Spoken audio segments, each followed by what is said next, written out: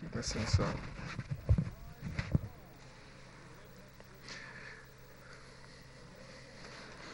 Good morning. I want to thank everyone for joining us today. Certainly want to thank all the members of Montgomery United Transition Team, and I want to thank our co-chairs, Judge Manzetta McPherson and Mr. John Mazik, for the work that they've done over the last few months. And this is a very important endeavor because it's something that has not been done after any mayoral election. That was to have a transition committee formed with public input participating in the process. And we brought together a diverse group of Montgomery citizens to convene together and recommend to my administration solutions to some of the issues affecting our quality of life here. Led by Judge Manzetta McPherson and Mr. John Mazik, 6 volunteer committees of teachers, law enforcement officials, engineers, artists, developers, professionals, entrepreneurs, public servants, and community leaders and stakeholders all came together.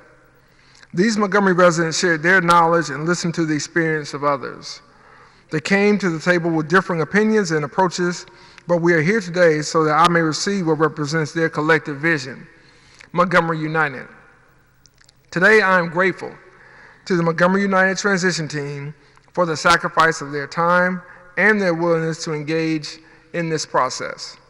I'm equally as grateful to the hundreds of citizens who attended the meetings and the Municipal Assembly. Your active engagement in this process reflects your love for our city and your hopes for its future. The release of this report was temporarily delayed by COVID-19, and then delayed again by COVID-19, and what seemed like there would be an ongoing sense of crisis.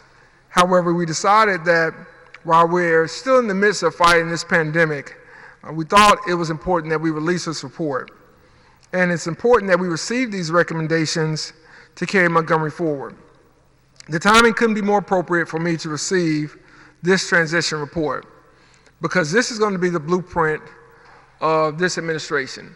We've heard the feedback from our citizens. We've gotten thoughts and ideas and great ways to innovate government from many stakeholders in this community.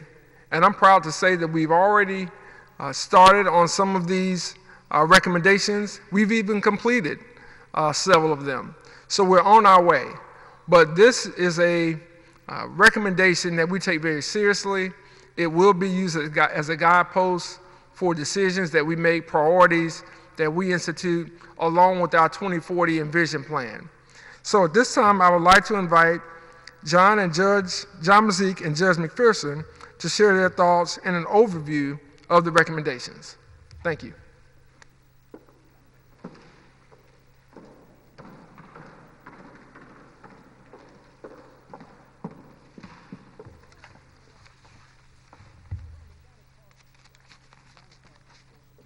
Thank you, Mr. Mayor. It has been an honor to help to lead this transformative and historic effort. Immediately after his historic win and before taking office, Mayor Reed began a transition process to create a platform for our community to engage in meaningful conversations about how we unite across parties, economic status, neighborhoods, and points of view to move Montgomery into the future.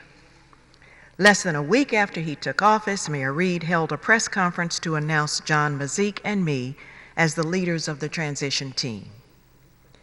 He charged us and ultimately the scores of volunteers who comprise the transition committees to develop a set of actionable recommendations that he could implement during his first term in office.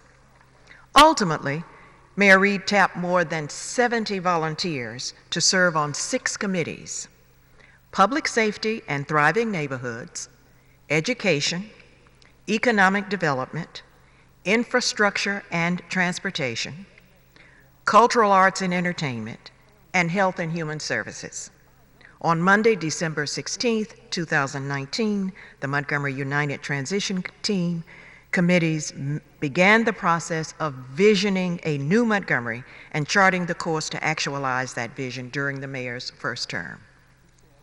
For 3 months, the Montgomery United Transition Team held meetings and conversations with members of our community as we worked to prepare the report that we are honored to present to you today.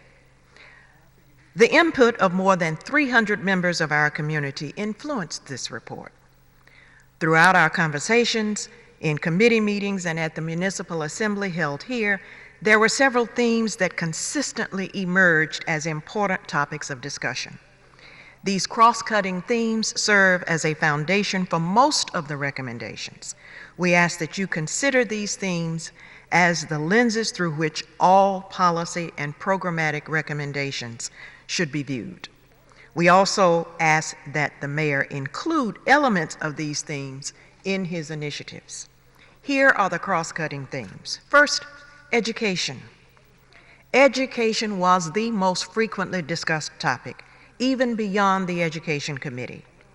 The lack of adequate investments in public education can impact Montgomery in many ways. Deficient education impedes our children's learning and compromises their quality of life in adulthood, especially their employment opportunities. Business attraction is impaired if there is not a ready workforce. Public safety is at risk if there is high truancy and high recidivism among juvenile offenders. Talent attraction with business, the military, and entrepreneurs is impacted if families are not willing to relocate to Montgomery due to underperforming public schools. The community wants to see greater utilization of libraries, retired educators, and community volunteers, especially as reading proficiency requirements are looming. There is tremendous opportunity here to partner with colleges and universities to provide training and support programs and resources for teachers as well as for parents and students. The overwhelming consensus among all the committees is that everything starts with Montgomery's education system. The city's progress into the future will be hindered if our education system does not accelerate. The second cross-cutting theme was equity. Several of the committees emphasized equity in their discussions. Transition members wanted to ensure that the recommendations would grant everyone equal access to opportunity and success. There were many uncomfortable conversations, and Montgomery's history of inequality and the need for equity and intentional investments to open doors to opportunity. Those investments include contracting with minority businesses, incubating small businesses, investing in arts and cultural programs across the city, and investing in public facilities in low-income neighborhoods.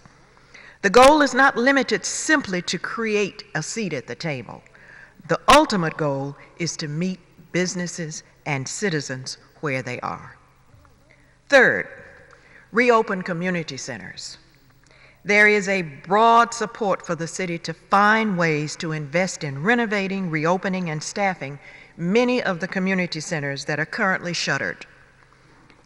The concept was discussed by several committees. Many participants reminisced about how youth membership and crime prevention programs used to take place inside those facilities and their desire to bring those programs back.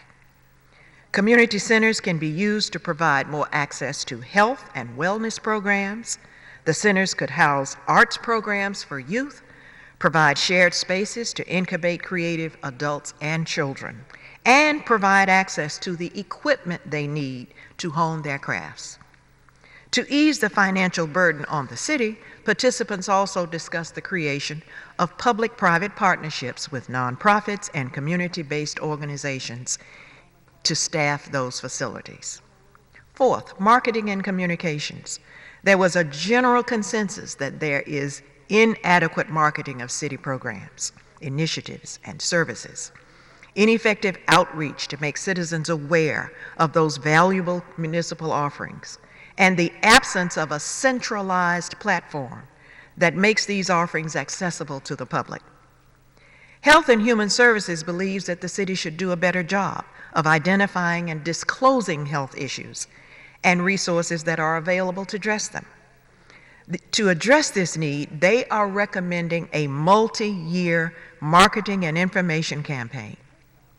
Economic development sees an opportunity to improve marketing of the city to passersby on the interstate routes and proposes, among other things, a targeted campaign to lure travelers off the highways and into the city to visit. Cultural arts and entertainment wants more robust and well-maintained events and cultural opportunities that exist in Montgomery. Public safety also discussed the need to invest in promotional campaigns to recruit police officers. Fifth, outside funding. Most committee members were acutely aware that the city does not have the financial resources to fund all the initiatives in our recommendations. Committee members were generally realistic about what it would take to implement their recommendations and were sensitive to compromising the mayor by creating a set of non-actionable recommendations. In that context, there were frequent discussions about the city's historical failure to pursue outside funding, especially from the federal government. There is broad support for the city's assumption of a more aggressive posture in pursuing philanthropic and federal funding to enable the Reid administration to implement these recommendations. The transition team and its 6 committees are proud of their work, and we hope that implementation of our recommendations results in a Montgomery that is progressive, educationally viable, economically sound, and above all, equitable.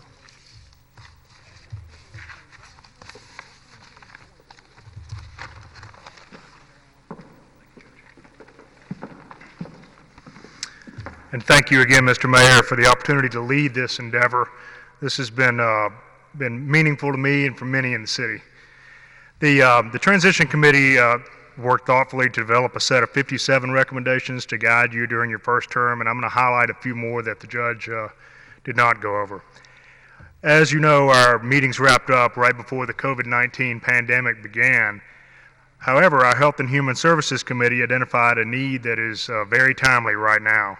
We recommend that you create a cabinet-level position for public health advocacy and problem solving within the mayor's office that's responsible for coordinating transformation efforts across the city's public health and healthcare system.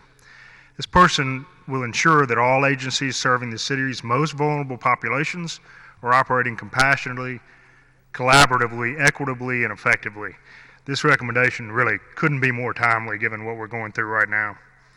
I want to go off script for a second and thank you for your leadership during this. It's often said that over-communicating is a great idea. You've done that, you've reached more people. With this office, I think we could reach everybody, especially the most vulnerable and hardest to reach in the city. Our Cultural Arts and Entertainment Committee inspired some of the most consistent and broad community input. Among the recommendations is that your administration create a stronger and more adequately staffed Office of Cultural Arts and Entertainment. This should include cultural arts and special events, as the judge said, one source communication for our really thriving arts scene. This office should play the leadership role as a convener and knowledge provider and network builder to strengthen communities through the arts, cultural, and heritage activities. This office should also develop a comprehensive plan for municipal support of cultural arts and entertainment, with the goal of focusing the resources of the city where they're going to do the most good.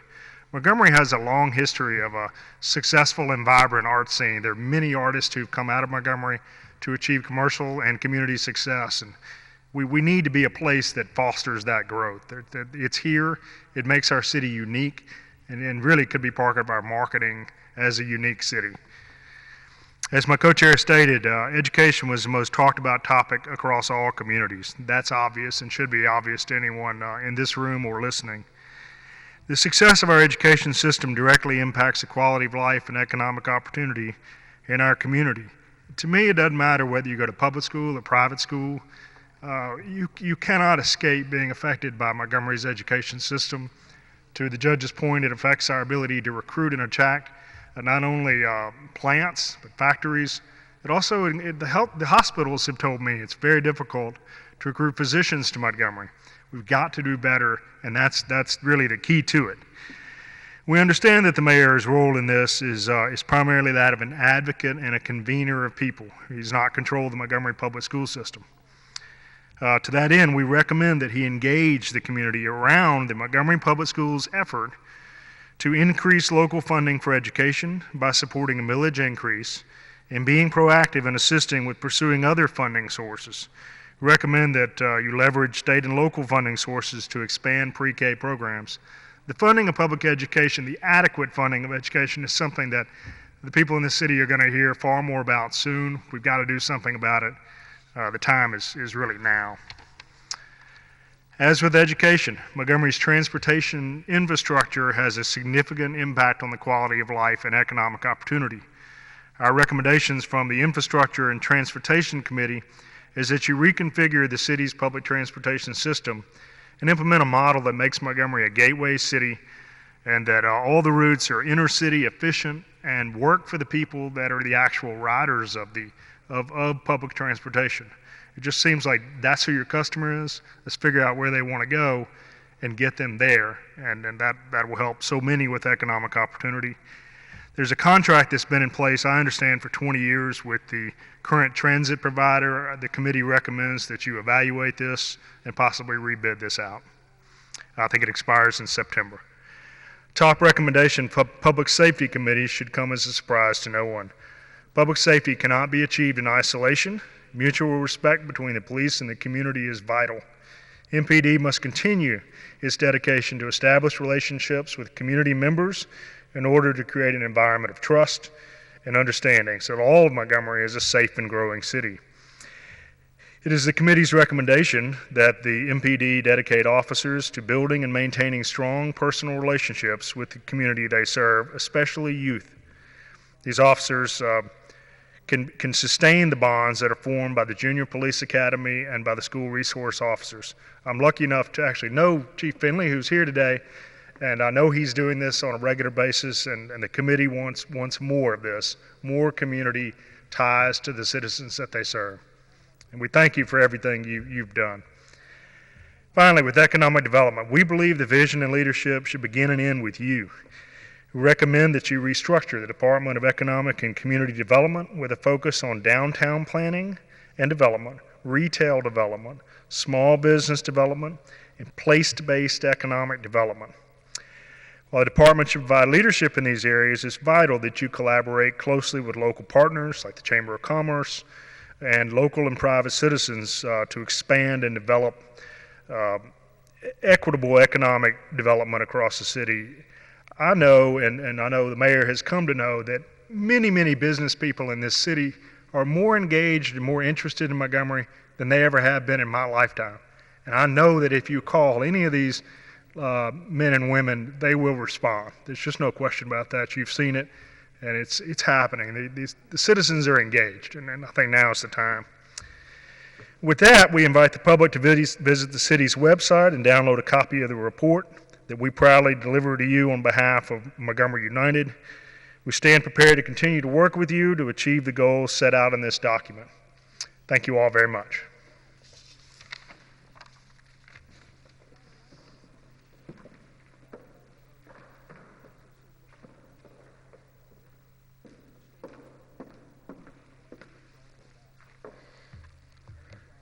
Ms. McPherson, Ms. Mazik, I want to thank you all again for your leadership and for serving in this capacity. It's not easy to be the co-chairs because really we ask you all to carry a lot of the burden and to really try to make sure everything goes off without a hitch, which you all did a great job in doing, and bring together different groups and different constituencies in this community, some of which have not been brought together before. And I think that's what makes us better, and that's what makes this process one that's invaluable, because we get a chance to hear people from different backgrounds with different experiences talk about the same common goal, and that is to move Montgomery forward. And so I want to thank you and thank all those that served and volunteered, and thank everyone that came out to the meetings and municipal assembly, as well as those that gave their feedback online via social media and weren't able to make it in person, but contributed in various ways to make sure their ideas were heard. I'd also like to thank our transition director, Irva Reed, and her team of consultants with the Thomas Consulting Group. They did a fantastic job of pulling this together and really trying to flush out the ideas in the best interest of not only my administration, but the entire city itself. And I think that's going to allow us to move forward with even more clarity and consistency as we continue to implement these changes and these new ideas that so many have brought to us. So with that said, I will conclude my remarks at this time, and if you have any questions, I'll be more than willing to answer them right now. Yes, sir. I think that some of the points that I brought up, some of them do not come as a surprise, especially things like Montgomery Public Schools, the education system. And those are things that have been talked about for years now. What do you think changes now to make it not something that we're talking about years down the road? It's something that we change?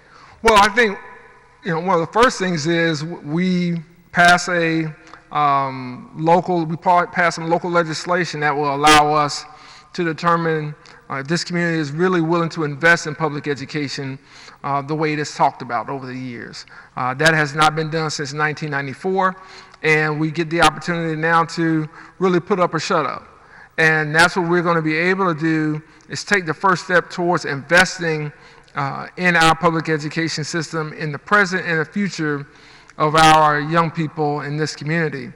The other thing is, I believe that we have the opportunity, because of the feedback that we got and who was involved, from K-12 to higher ed to community leaders and stakeholders and parents and students, to really get a holistic perspective on what role they believe education can play and what areas need improvement. And so I think by having this type of assessment, we're in a better position now to go out and make the argument not only to potential voters who may be coming out to the polls in November, but also to organizations and foundations who want to see Montgomery succeed, who want to see students achieve a higher level of education, not just here in Montgomery, but throughout the state of Alabama and this nation. And I think by doing this, that puts us on much firmer ground to be able to talk to them about partnerships, to talk to them about collaboration, and to talk to them about ways that we're innovating in this community right now. And we're doing that with an eye towards the future and not one that's looking toward the past. There's been so much momentum and attention on Montgomery, as everyone mentioned, especially if you're coming into office, that has come to a halt everywhere because of the coronavirus. When we turn the page on the coronavirus and things start getting more back to normal, how do we not start over rebuilding that momentum and pick up where we left off? I think to continue the work that we're doing every day. I think that we see that from the city employees, we see that from many people in this community, small business owners, entrepreneurs, frontline workers, our medical personnel. I think we continue building, we continue sharing the narrative that we have about what has come out of this report. And to that degree, I think it also is going to be a team effort, much like we had here. I can't do it by myself. It's going to take everyone in the community to really drive the change and really drive the message that we are, in a new phase. We're in a new chapter of this city's life, and what we want to do is chart that towards a positive direction in every way we can. And often that starts with thought, and that starts with words and action. So we have to make sure we're doing those things. And any of my co-chairs have any thoughts on that, I'd love for them to chime in if they want. Okay. Another question I have is, when you see a report like this that has some ambitious recommendations for your administration, how do you prioritize those recommendations and what we can tackle first and what's kind of a little bit more down the road? Well, I think we look at, where's the need most urgent. We have police community relations. Chief Phil and I have been talking about that for months now. How do we improve that? That's an ongoing conversation, and we're always looking for ways that we can improve in that area. Public education, we know that is a high need area. We've been discussing that with educators and community leaders across the board for months again. So We look at kind of where the most urgent need is, and then we look at some of the other areas of opportunity. Reinvesting in our community centers. Can we make the budget fit in a way that we can do that? We've heard that feedback from several of our city councilmen. So as we get into budget hearings, we'll start talking about that. There are other things that we can do through the mayor's office, whether that's looking at contracts, looking at our approach to public transit, or whether that is looking at health and wellness. That may take a little bit longer on because there are more steps involved. So, you evaluate it based on what you have the most control over, what you see the most pressing need over, and what you have the resources to change right now. And you try to come up with a matrix that allows us to make the decisions in the best way that we can. But for the most part, we're juggling all those balls all the time, just hoping that one of them doesn't hit the ground. All right? Well, yes, absolutely, Jeff. I think it's important for the public to know that notwithstanding the fact that these committees were peopled by citizens, lay citizens, who don't have any official role with the city, that they also included many city employees and many city managers, both present and former. And one way to prioritize and one way to place importance on what needs to be done is to look to the people who were on the committees who actually work for the city. They provided us with enormous access to information about what is currently going on. And one of the blessings of this transition team and transition process is that it exposed the fact that there are many who work for the city of Montgomery who themselves saw a tremendous need for broadening their purview. I can think, for example, of the Cultural Arts Committee. It received very significant input from the people at the Armory. We received much input from the engineering department, from the police department.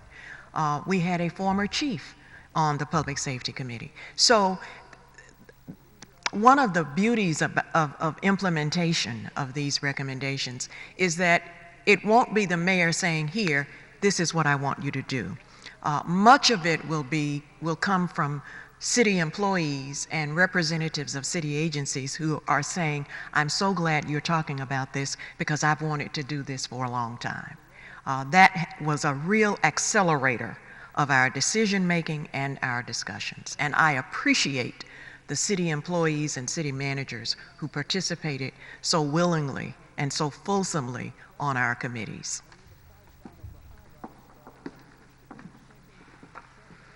If there are no other questions, that will conclude this press conference. I thank you all for coming out again. Thanks for all your help and support. Stay safe. Thanks.